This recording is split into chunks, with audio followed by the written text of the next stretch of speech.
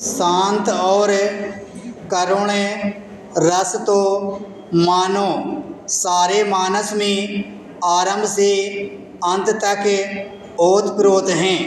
तुलसीदास ने सबसे लोकप्रिय छंदों, दोहा और चौपाई से मानस की रचना करके मानस के आकर्षण को कई गुना बढ़ा दिया है। मैं अपने भावुक क्षणों में इन्हीं दोहे चौपाइयों को गुनगुनाता रहकर अनंत शांति और सात्विक आनंद का अनुभव किया करता हूँ।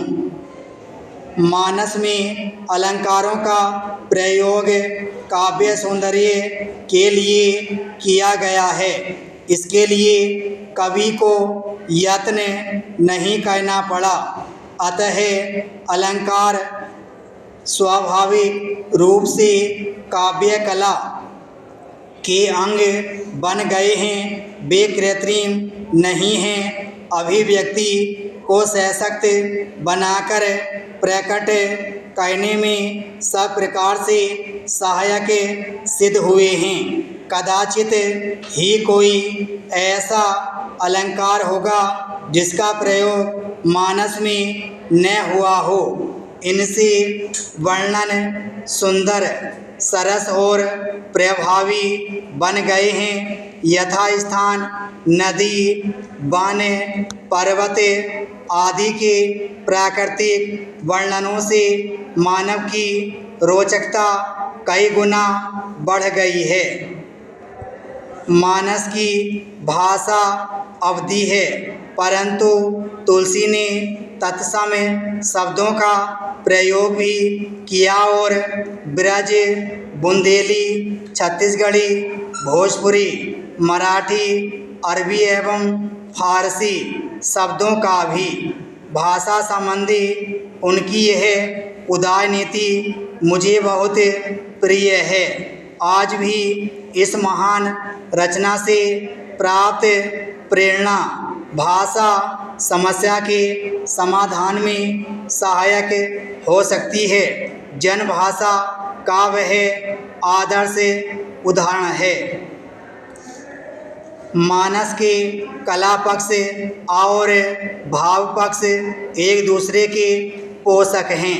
मानस में जीवन का सर्वांगीण चित्र उपस्थित किया गया है।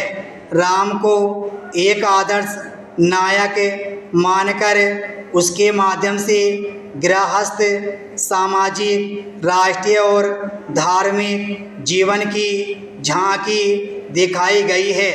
मानस में राम और सीता जैसे आदर्श पति पत्नी हैं। लक्ष्मण और भरत जैसे आदर्श भ्राता, कौशल्या सी आदर्श माता, हनुमान जैसा सेवक, विभीषण जैसा मित्र और अयोध्या की प्रजा जैसी जनता।